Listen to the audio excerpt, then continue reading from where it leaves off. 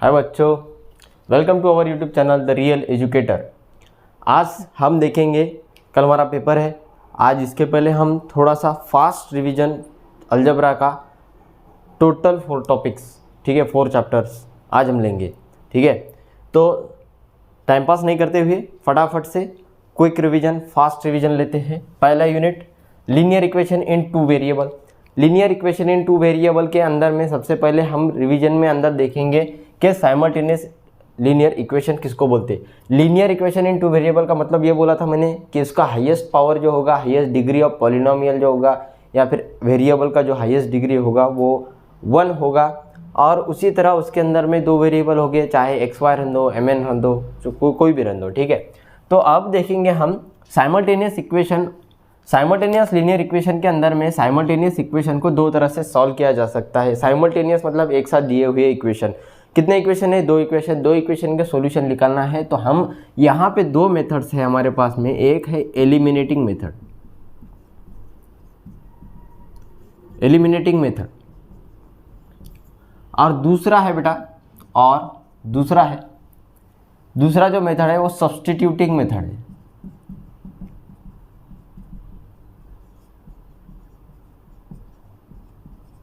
एक है एलिमिनेटिंग, एक है सब्स्टिट्यूटिंग।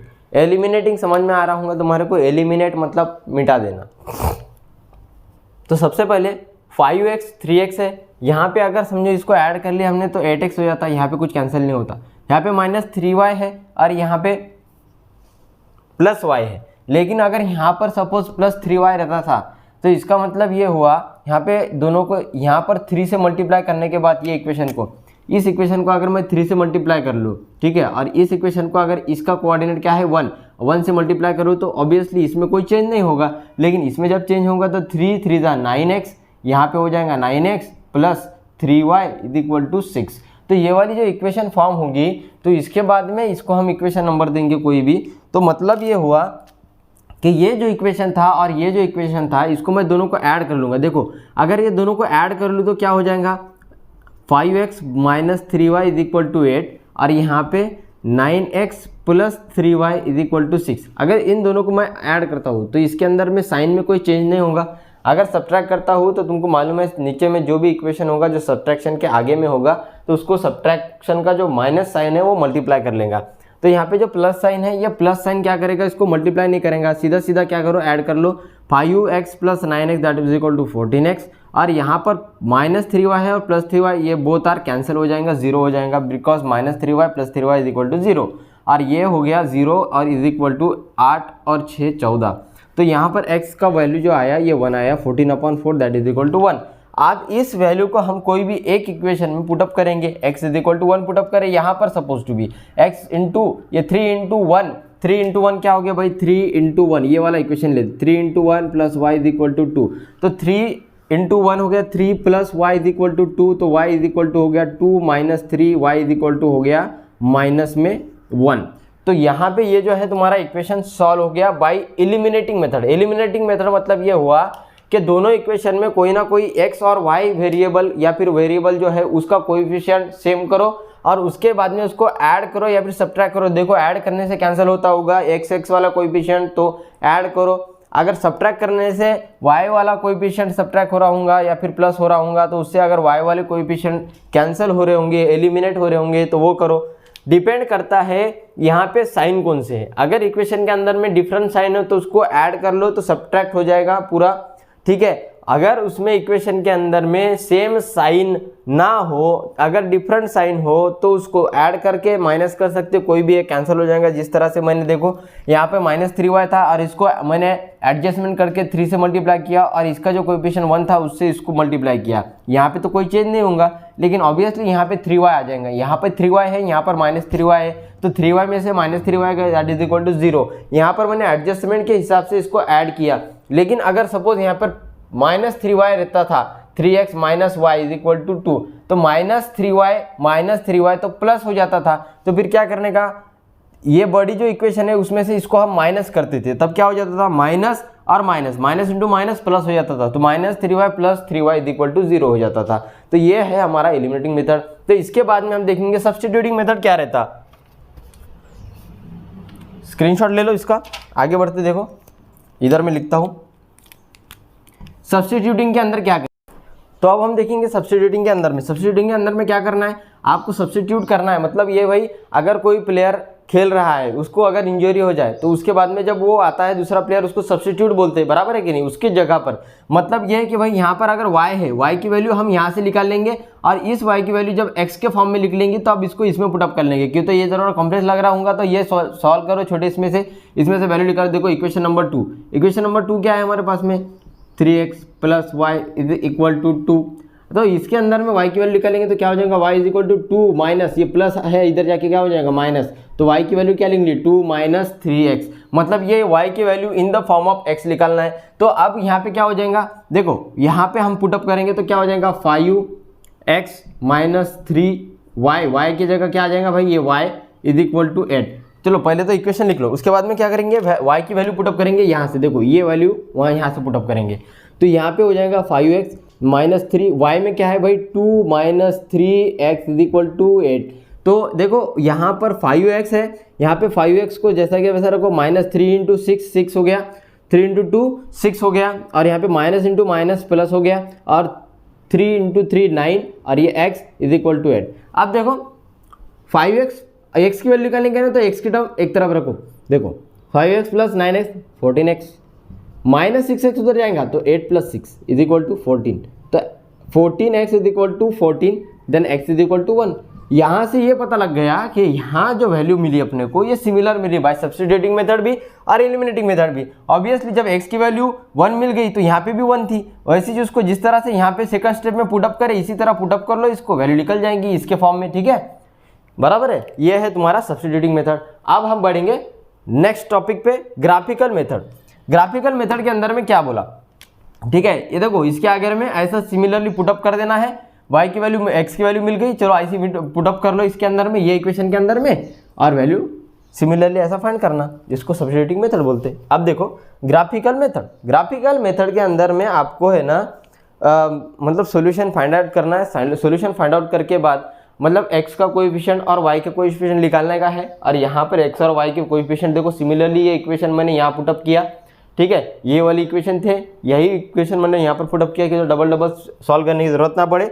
तो यहाँ पर देखो समझो मैंने यहाँ से सॉल्व किया तो क्या सॉल्यूशन आया था मेरे दोनों भी इसमें मेरा जो सॉल्यूशन आया था, देखो कि x की वैल्यू 1 पुटअप करो और y की वैल्यू -1 पुटअप करो तो ऑब्वियसली क्या आ जाएगा मेरा वैल्यू 1, -1। तो ये हमारे x और y के कोऑर्डिनेट हो गए। तो इसी तरह से अगर कोई भी ऐसे कोऑर्डिनेट मिलते हैं आपको तो उसको ग्राफ पे प्लॉट करना होता है। तो ग्राफ पे जब प्लॉट करेंगे आप तब क्या करना पड़ेगा, देखो सबसे पहले तो याद रखो ये तुम्हारे जो है एक्सिस है, ठीक है, ये आपका ग्राफ हो गया, यहाँ पे x एक्सिस हो गया, ये y एक्सिस हो गया, और ये हो गया तुम्हारा ओरिजिन O 0। यहाँ पे कोऑर्डिनेट जो रहते इसके ये 0 0 रहते, ठीक है, याद रखना यहाँ पे सेंटर में 0 0 रहते कोऑर्डिनेट। तो यहाँ पे अगर इसने बोला कि पहला पॉइंट क्या है भाई, x कोऑर्डिनेट पे x एक्सिस पे +1, पॉजिटिव किधर होता है, इस कोऑर्डिनेट के राइट साइड में पॉजिटिव नंबर होते हैं x एक्सिस के, बिकॉज x एक्सिस का 1 है इसीलिए x एक्सिस पे आएगा, पॉजिटिव है इसीलिए राइट साइड में आएगा। अगर निगेटिव होता है x एक्सिस का कोऑर्डिनेट तो आप इधर ले लेते। अगर यहाँ पे जो है y जो है ये निगेटिव है, निगेटिव किधर आता भाई, ये जो ओरिजिन है उससे नीचे की ओर, ये नीचे की ओर y एक्सिस की वैल्यू जो है वो निगेटिव होती है, ठीक है, निगेटिव, यहाँ पे y एक्सिस की पॉजिटिव, यहाँ पे x एक्सिस की पॉजिटिव, और यहाँ पे x एक्सिस की इधर निगेटिव वैल्यू, ठीक है, बात समझ में आ गई। यहाँ पे कुछ तो भी पॉइंट आएंगे बीच में आपके, तो उसको बोलते हैं ग्राफिकल मेथड, ठीक है, बात समझ में आया। ये हमारा फास्ट रिवीजन है, इसके अंदर में डिटेल में पढ़ना नहीं बिल्कुल। आप सुनो, सिर्फ रिवीजन के लिए टाइम बाकी है, सिर्फ रिवाइज करना है, नया कुछ निकालो मत। अगर ये जो मैं रिवाइजन करा रहा इसमें भी तुमने इतना भी कर लिए तो तुम्हारा जो मैं बोलूँगा 40 में से नियर अबाउट 30 के ऊपर मार्क्स कन्फर्म है, ठीक है, इतना भी करके गए तो, ठीक है, बात समझ में आई। अगले टॉपिक पे बढ़ते चलो। तो अब हम अगले टॉपिक पे बढ़ते हैं, हमारे डिटर्मिनेंट के अंदर में सबसे पहली बात तो ये कि डिटर्मिनेंट के अंदर में एक ऐसा मॉड होता है जिसके अंदर में 4 वैल्यूज होते हैं A B C D, ठीक है। तो इसको हमें सॉल्व करना है। तो सबसे पहले ये बात बोल दूँ कि इसके पहले जो रिवीजन हुए थे है ना। जो मतलब आपने चैप्टर्स पढ़े थे उसको तो पढ़ लिए होंगे, आप सिर्फ रिवीजन करना है। तो रिवाइज के अंदर में मैं बता दूं, यहाँ पे जो है ये मॉड है, ये मॉड मतलब डिटर्मिनेंट होगा। डिटर्मिनेंट के अंदर में 4 वैल्यूज है। क्या क्या है भाई, यहाँ पर ए है, यहाँ पे बी है, यहाँ सी है, डी है। इसका रूल क्या है भाई, रूल ये है कि ए का प्रोडक्ट जो है वो डी के साथ होगा और ये बी का जो प्रोडक्ट है ये सी के साथ होगा। तो यहाँ पर मैं लिखता हूँ A multiply by D minus, देखो ये फॉर्मूला है बेटा, माइनस बी इंटू सी, बी इंटू सी। इसका मतलब ये हुआ ए डी का भाई बी सी, ठीक है। मतलब ये ए डी में से बी सी माइनस हुआ। ये जो है आपका फॉर्मूला होगा किसका, डिटर्मिनेंट सॉल्व करने का। डिटर्मिनेंट का सिमिलर टॉपिक अगला वाला जो है determination method, that one is determinant method, जो है तुम्हारा क्रैमर्स रूल, वो अगले पार्ट में इसमें देखेंगे थोड़ा सा टाइम होने के बाद में, ये होने के बाद में। जैसा कि यहाँ पर देखो, यहाँ पर तो सिर्फ मैंने फॉर्मूला बताया, यहाँ पर मैंने कुछ एग्जांपल लिया दो फास्ट रिवीजन के लिए। देखो 4 जिस तरह से ए मल्टीप्लाई हुआ डी के साथ, उसी तरह 4 मल्टीप्लाई होगा 3 के साथ। तो 4 मल्टीप्लाई बाई 3, 4 मल्टीप्लाई बाई 3 हुआ। तो उसी तरह जो है ये जो 6 है ये मल्टीप्लाई होगा माइनस, देखो माइनस फॉर्मूले का, माइनस 6 मल्टीप्लाई बाई 8। तो ये देखो 4 3 जा हो गया 12, 4 3 जा 12 हो गया, और ये हो गया 48, 6 8 जा 48। तो यहाँ पे कितना हो गया बेटा, देखो यहाँ पर हो गया तुम्हारा, देखो यहाँ पे देखो सबसे पहले तो ये देखना जरूरी है कि प्लस है कि माइनस है कि सेम साइन है, अलग अलग है। देखो तो यहाँ पे देखो अलग अलग साइन है, अलग अलग साइन में सब्ट्रैक्शन होता, क्या होता, सब्ट्रैक्शन। तो सब्ट्रैक्शन के अंदर में बड़े में से छोटे को माइनस करते हैं और बड़े का साइन देते हैं। बड़े का साइन पहले दे दो, बड़ा तो 48 है, तो इसमें से ये गया तो कितना हो जाए, देखो 8 में से 2 गया, 6 बचा, और 4 में से 1 गया, यहाँ पे 3 बचा। तो यहाँ पे तुम्हारा ये आंसर हो गया -36। तो यहाँ पे देखो इसका जो नेक्स्ट वाला क्वेश्चन है उसी उसमें भी सिमिलरली 9 मल्टीप्लाई होगा 4 के साथ और 6 मल्टीप्लाई होगा -6 के साथ। तो 9 इंटू में 4 माइनस तुम्हारे फॉर्मूले में का, अब देखो 6 इंटू -7, ठीक है, 6 इंटू -7। तो यहाँ पे मल्टीप्लाई करें तो क्या हो जाएगा, 9 4 जा 36, 9 4 जा 36, 9 4 जा 36 माइनस ऑफ माइनस 6 7 जा 42। देखो लेकिन यहाँ पे देखो माइनस था इसलिए यहाँ पर भी माइनस, तो ये माइनस माइनस क्या हो जाएगा भाई, ये होगा माइनस माइनस प्लस, मतलब 36 प्लस 42। तो ये कितना हो जाएगा, देखो सर जगह नहीं क्या, थोड़ा सा एडजस्ट करो बेटा। 6 + 2 8 और यहाँ पे 3 + 4 7, 78 तुम्हारा ये आंसर हो गया। ठीक है, इसको डिटरमिनेंट के साथ सॉल्व करने का डिटरमिनेंट पूछा जा सकता, तो इसको स्क्रीनशॉट ले लो। स्क्रीनशॉट लेने की जरूरत नहीं, दिमाग में डाल लो इसको, इतना दिमाग चरने को जाएगा तुम्हारा, ठीक है ना, ये तो दिमाग में डाल लो फटाफट। चलो नेक्स्ट टॉपिक पे बढ़ते, चलो अगले टॉपिक पे बढ़ते। डिटरमिनेंट मेथड, डिटरमिनेंट मेथड के अंदर में हमको मालूम है dx D determinant dx dy की वैल्यू निकालते हैं। तो सबसे पहले उसके फॉर्मूले लिखते हैं। क्या है फॉर्मूले, चलो बोलो जल्दी से। d = हमारे पास में होता है, अगर सपोज टू भी इक्वेशन होते हैं हमारे पास में, है ना, इक्वेशन कौन से फॉर्म के, समझो a1x + b1y = c, ठीक है। और दूसरा है हमारे पास में a2x + b2y = c2, c1 c2, ठीक है। तो यहाँ पे सबसे पहले ये हमारा फॉर्म हो गया, और उसके बाद में क्या करते हैं हमारे पास में, आप देखो यहाँ पर a1 b1 और c1 है, a2 b2 c2। देखो ये a1 b1 और c1 जो है ये पूरे कांस्टेंट वैल्यू है। यहाँ पे a1 b1 जो है ये कोएफिशिएंट है और x और y के, और c1 हमारा कांस्टेंट वैल्यू होगा कुछ भी, और a2 b2 भी यहाँ पे कोएफिशिएंट है x और y के, और c2 है जो भी तुम्हारा कांस्टेंट वैल्यू होगा वो, ठीक है। तो हमारे पास फॉर्मूला है d = क्या है भाई, a1 a2 b1 b2, ठीक है। और याद रखो ये है d का फॉर्मूला। उसके बाद में याद रखना इसके ऊपर से 2 फार्मूले ऑटोमेटिकली, ये फार्मूला सिर्फ याद रखो, उसके बाद में dx और dy का फार्मूला ऑटोमेटिकली निकल जाएगा। जैसा कि देखो यहाँ पे dx का फार्मूला कैसा करते, dx का फार्मूला इसी पर से निकालते हैं, इसका dy का भी, ठीक है। तो dx के फार्मूले में क्या करना है आपको, a1 और a2 के जगह पे c1 और c2 लिख दो, ठीक है। dx में याद रखो dx x निकालने का है, तो x निकालने का है तो क्या करते हैं अपन, देखो a1 और a2 इसको एलिमिनेट करना है यहाँ से, और यहाँ पे c1 और c2 निकालना, ठीक है। a1 a2 रिमूव कर लो, c1 c2 रिप्लेस करो उसके जगह पे, ठीक है, रिप्लेस। और यहाँ पे b1 b2 as it is लिख दो, b1 b2 हो गया फॉर्मूला। यहाँ से वैल्यू पुटअप करके क्रॉस मल्टीप्लिकेशन करके सिमिलरली वैल्यू निकाल सकते हैं आप। और dy में क्या करेंगे, dy में क्या करो, देखो a1 a2 रखो जैसा क्या वैसा, a1 a2 as it is, ठीक है, a1 a2 as it is, और b1 b2 को रिप्लेस कर लो c1 c2 के साथ, ठीक है।